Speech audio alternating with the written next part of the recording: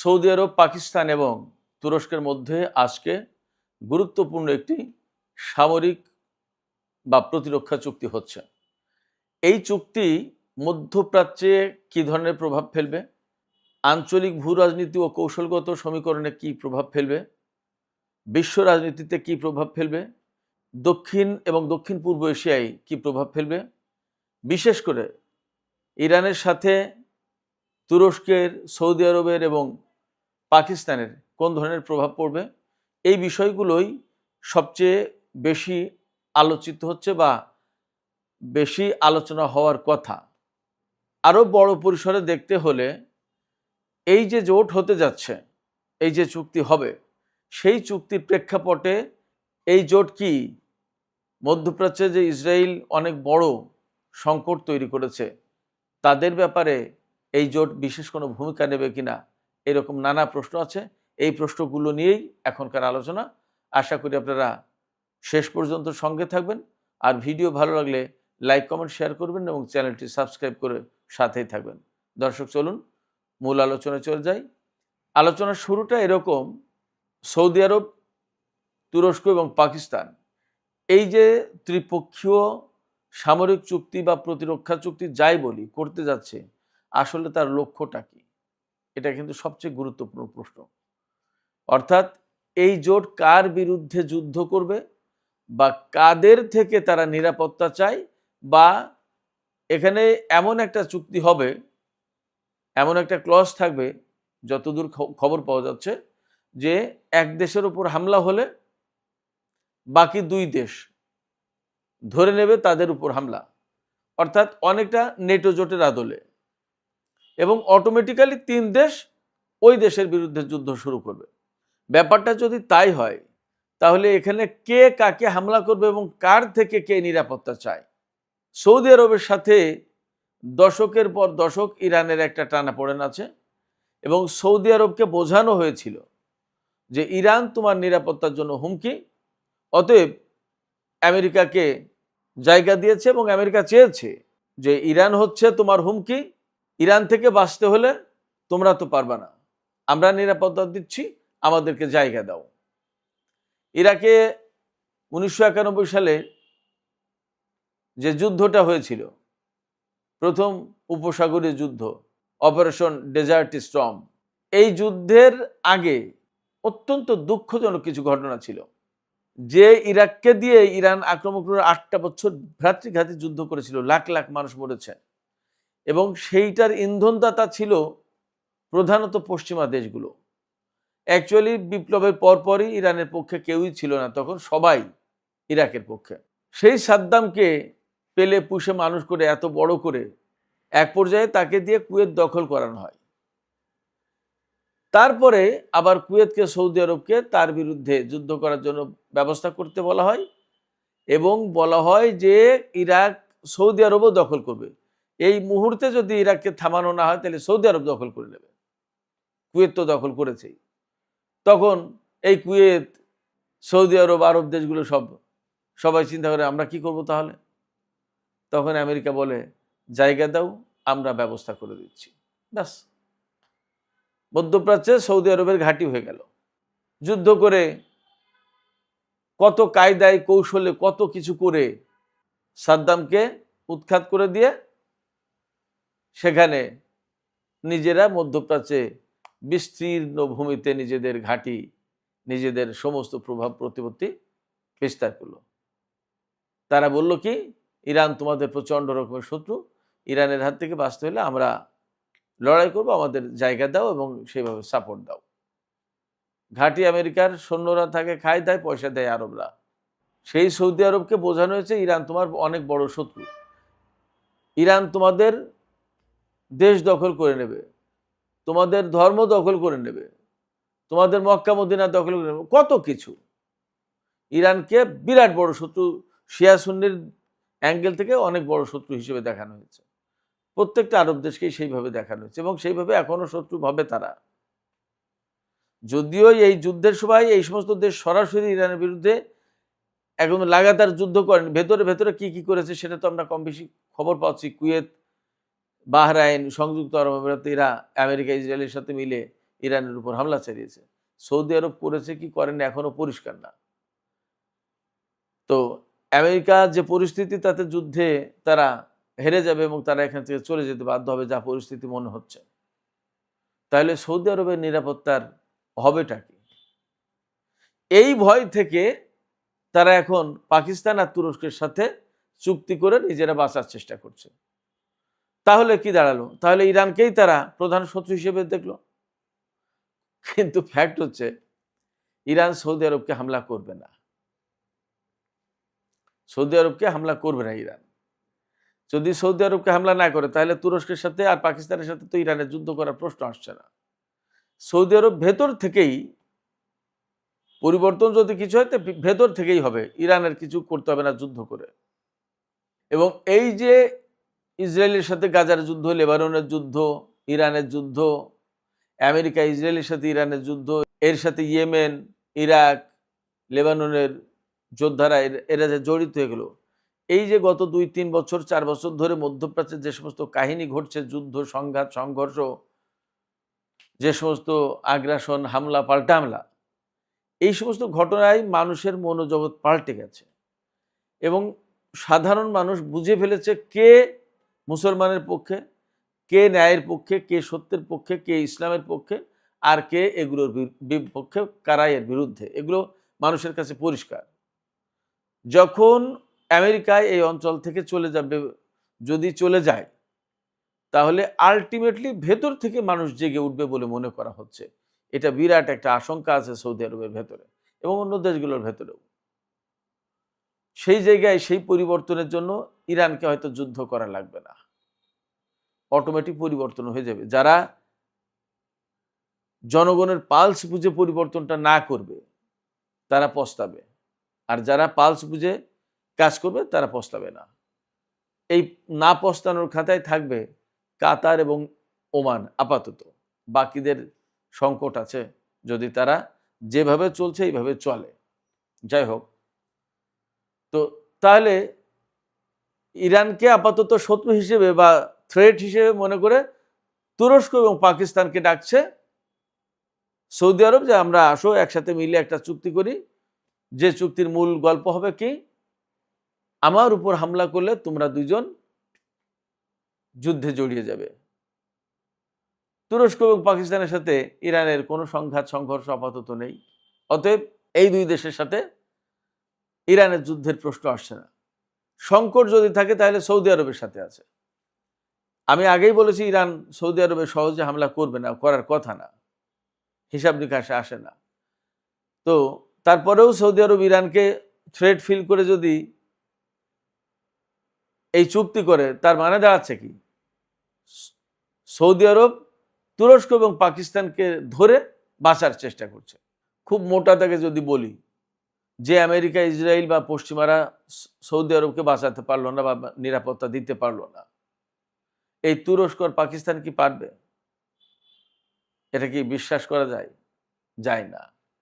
এখানে যা হবে সেটা হচ্ছে যে যুদ্ধ নয়, সামরিক সংঘাত নয়, এখানে হবে কূটনীতির খেলা। তুরস্ক এবং পাকিস্তান তারা যা করবে তা হচ্ছে এই, এতদিন সৌদি আরব আমেরিকা থেকে, পশ্চিমা দেশগুলো থেকে বিপুল পরিমাণে অস্ত্র নিয়েছে। এই বিপুল পরিমাণে অস্ত্র তাদেরকে নিরাপত্তা দিতে পারলো না এবং এত বেশি টাকা খরচ করতে করতে জীবন শেষ। আমেরিকার সামরিক ইন্ডাস্ট্রি বেঁচে আছে সৌদি টাকায়। সেই সৌদি আরব যদি এই আমেরিকার অস্ত্র কেনা, সামরিক সরঞ্জাম কেনা বন্ধ করে, তাহলে সৌদি আরবের খরচ বেঁচে যায়, একথা সত্যি। এবং আমেরিকা ঝুঁকিতে পড়ে, অর্থনৈতিক ঝুঁকিতে পড়ে মিলিটারি ইন্ডাস্ট্রিতে, এটাও সত্যি।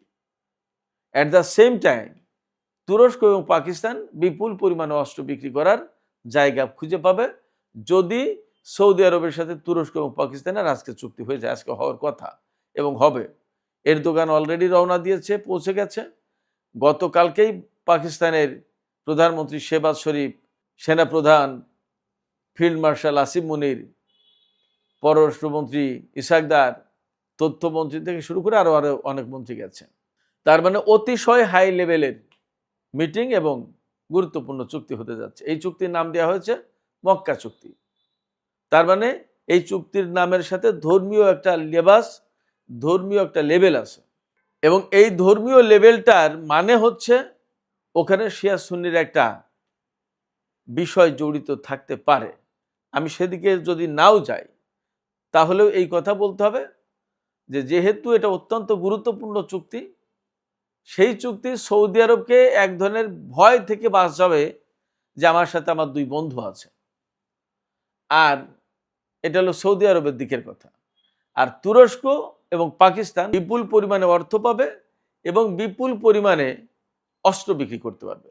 এখন এই চুক্তি হলে ইরানের জন্য কোনো থ্রেট হচ্ছে কিনা, বা আঞ্চলিক তার যে বিভিন্ন প্রতিরোধকামী সংগঠন, যে সংগঠনগুলো ইরানের মতাদর্শে বিশ্বাসী বা ইরানের কথা মতো চলে বা ইরানের সাথে সম্পর্ক রাখে, তাদের জন্য কোনো সংকট কিনা, এটা একটা প্রশ্ন। একটা বিষয় আমি বলি, সিরিয়াতে কিন্তু বাশার আল আসাদকে ক্ষমতাচ্যুত করার পেছনে তুরস্কের প্রেসিডেন্ট রজব তাইয়িপ এরদোগানের বিরাট ভূমিকা আছে। এই ভূমিকাটা একদম নেগেটিভ ভূমিকা, নেতিবাচক ভূমিকা, এটা কাঙ্ক্ষিত ভূমিকা ছিল না। কারণ আসাদ পরিবার বা আসাদের যে সরকার, তারা ছিল ইসরায়েল বিরোধী। ইসরায়েলকে সীমান্তে ঠেকিয়ে রাখার জন্য আসাদ সরকার একটা গুরুত্বপূর্ণ রোল প্লে করছিল, এবং তারা কখনো ইসরায়েলের সাথে সম্পর্ক করতে যায়নি। এবং আসাদ সরকার ক্ষমতায় থাকার কারণে সিরিয়ার ভেতরে ইরানের একটা অবস্থান ছিল, কিন্তু আসাদ সরকারকে সরিয়ে দেওয়ার পর সিরিয়া তো ইসরায়েলের করতলগত হয়ে গেছেই, তুরস্কের তেমন কোনো ভূমিকা নেই। বরং এখন লেবাননের হিজবুল্লাহকে মারপিট করার জন্য আমেরিকার প্রেসিডেন্ট ডোনাল্ড ট্রাম্প সিরিয়ার প্রেসিডেন্টকে লেলিয়ে দেন। যদিও তিনি যাননি, কিন্তু যাবেন না এর কোনো নিশ্চয়তা নেই। সিরিয়া কিন্তু ইসরায়েলের সাথে একটা নিরাপত্তা চুক্তি সই করার জন্য চেষ্টা করছে। তো সিরিয়ার প্রেসিডেন্ট হচ্ছে এরদোগানের একেবারে অনুগত। সেই লোক এরদোগানের কথা ছাড়া ইসরায়েলের সাথে কি চুক্তি করতে যাচ্ছে? তাইলে ইসরায়েলের সাথে চুক্তি করার ব্যাপারে সিরিয়ার এরদোগানের ভূমিকা আছে এবং সম্মতি আছে, এটা বুঝতে হবে। তাইলে কি পলিটিক্স হলো? ইসরায়েলকে এতদিন বাশার আসাদ ঠেকিয়ে রেখেছিল সীমান্তে। বাশার আসাদ ক্ষমতাচ্যুত হওয়ার পরপরই হুড়মুড় করে ঢুকে পড়লো সিরিয়ার ভিতরে। সিরিয়ার ভিতরে ঢুকে পড়া মানে হচ্ছে ইরাক সীমান্ত মাঠে গড়ের মাঠ করে ফেলবে। ও কোনো সীমান্তই থাকবে না, কারণ ইরাকের সেই ক্ষমতা নেই এখন। তাইলে ইরাকের ভিতরে চলে আসলো, এবং দেখেছেন না, ইরাকের ভিতরে ইসরায়েল দুটো ঘাঁটি করেছিল গভীর অভ্যন্তরে, এবং সেখান থেকে ইরানের বিরুদ্ধে যুদ্ধ চালিয়েছে। ইরাকের ক্ষমতা তো এই মোটমাট। এই জায়গায় তাহলে কার্যত সিরিয়ার বাশার আসাদ সরকারের পতন মানে ইরানের সীমান্তে ইসরায়েল চলে এসেছে। সেটা ঠেকানোর জন্য তো এরদোগান কোনো ভূমিকা পালন করেননি। তাহলে লাভটা কি হলো? তো সেই জায়গা থেকে এই চুক্তি ইরানের জন্য কোনো থ্রেট হচ্ছে কিনা সেটা বিবেচ্য বিষয়।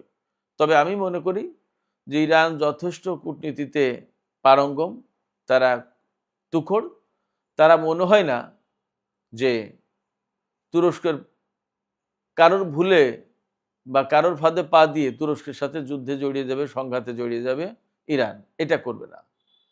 পাকিস্তানের সাথে এই সংঘাতের তো প্রশ্ন আসে না, বরং পাকিস্তান এই মুহূর্তে ইরানের সাথে বাণিজ্যিক চুক্তি করতে যাচ্ছে। এই আজকেই খবর দেখলাম, ইরান থেকে প্রচুর পরিমাণে বিদ্যুৎ আনে এবং আরও আনবে বেশি। আর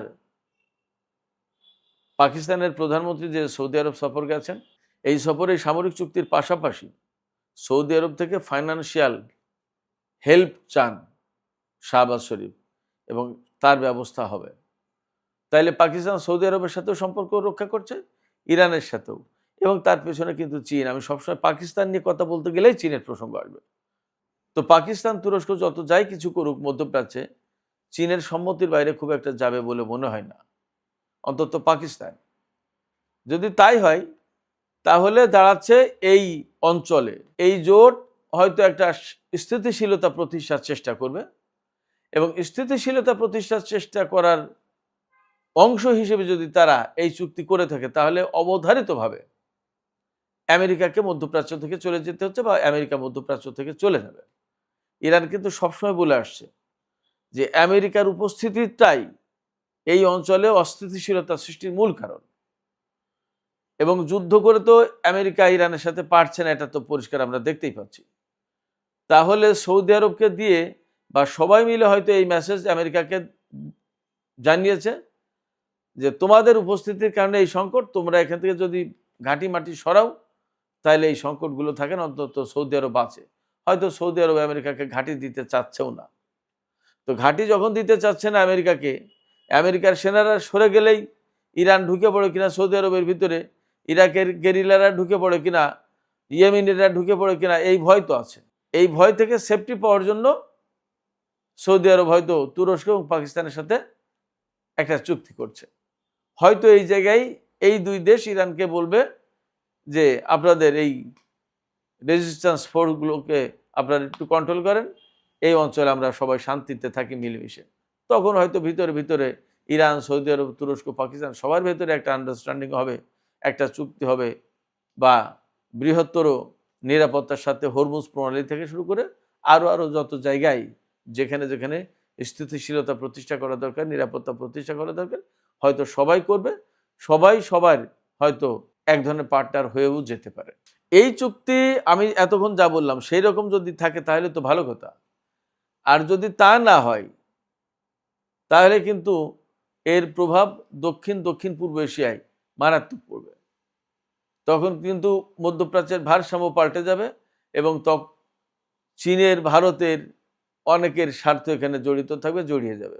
সে জায়গায় পাকিস্তানের সাথে ভারতের যে শত্রুতা আছে বা যে সমস্ত সংকট আছে, সেই সমস্ত সংকট মোকাবেলায় পাকিস্তান, তুরস্ক এবং সৌদি আরবের হেল্প পাবে। তাতে পাকিস্তান অভ্যন্তরীণভাবে শক্ত হতে পারবে, সুবিধা পাবে, এবং সৌদি আরবকে বা কাতারকে দিয়ে হয়তো আফগানিস্তানকে ম্যানেজ করার চেষ্টা করবে পাকিস্তান। সেদিক দিয়ে একটা ভালো প্রভাব তো পড়বেই, এখানে ইতিবাচক প্রভাব পড়বে। কিন্তু যদি এই জোট নেতিবাচক কর্মকাণ্ড করে তাহলে কিন্তু চীনকে এখানে হয়তো খানিকটা ইনভলভ হতে হবে। এরকম অনেক হিসাব সমীকরণ আছে। আবার যখন পাকিস্তান, সৌদি আরব, তুরস্ক এই দেশগুলো মিলে পাকিস্তানের ভেতরে তাদের অনেক সংকটকে সবাই মিলে সমাধান করা বা কোনো জায়গায় যেখানে দুর্বলতা আছে সেখানে সবলতা আনার চেষ্টা করলে ভারত বিষয়গুলো কিভাবে দেখে সেটাও একটা ব্যাপার। কারণ ভারতের সাথে তুরস্ক, পাকিস্তান কারোরই সম্পর্ক ভালো না। সৌদি আরবের সাথে লেনদেন বেচাকেনা থাকলেও এই যে জোট হচ্ছে, সেই জোটের যে চাহিদা, অর্থাৎ এক দেশ আক্রান্ত হলে বাকি দুই দেশ আক্রান্ত হবে বলে ধরে নেওয়া হবে। যদি ভারত কর্তৃক বা ভারতের মাধ্যমে পাকিস্তান আক্রান্ত হয় তাহলে তুরস্ক এবং সৌদি আরবও সেখানে আসতে বাধ্য। ব্যাপারটা হয়েছে এরকম। তার মানে সৌদি আরবের সাথে ভারতের এতদিন যে রকম সম্পর্ক ছিল, পাকিস্তানের সাথে চুক্তি হওয়ার পরে সম্পর্কটার মাত্রা কিছুটা ভিন্ন হবে বলে মনে করা যায়। দেখা যাক, আগে চুক্তি সই হোক, চুক্তির বক্তব্যগুলো কি, শর্তগুলো কি এবং লক্ষ্য উদ্দেশ্য কি, এগুলো সব পরিষ্কার হোক, তারপর আমরা বাকি কথা বলতে পারবো। আমরা অপেক্ষায় থাকি যে মধ্যপ্রাচ্যে ইতিবাচক প্রভাব ফেলবে এই জোট, এমনটাই আমরা আশা করি। তো সুপ্রিয় দর্শক, আজকের আলোচনা এখানেই শেষ করতে চাইছি। আলোচনা শেষের আগে আপনাদের মতামত জানতে চাই। সৌদি আরব, পাকিস্তান এবং তুরস্কের মধ্যে যে জোট হতে যাচ্ছে, এই জোট মধ্যপ্রাচ্যের স্থিতিশীলতায় কতটা ইতিবাচক ভূমিকা রাখতে পারে, এটা হলো প্রথম প্রশ্ন।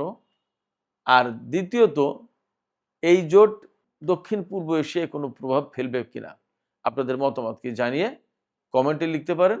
আর ভিডিও ভালো লাগলে লাইক, কমেন্ট, শেয়ার করবেন এবং চ্যানেলটি সাবস্ক্রাইব করে সাথেই থাকবেন। দর্শক, আজকের মতো আলোচনা এখানেই শেষ করছি। আপনারা সবাই অনেক অনেক ভালো থাকুন। আল্লাহ হাফেজ।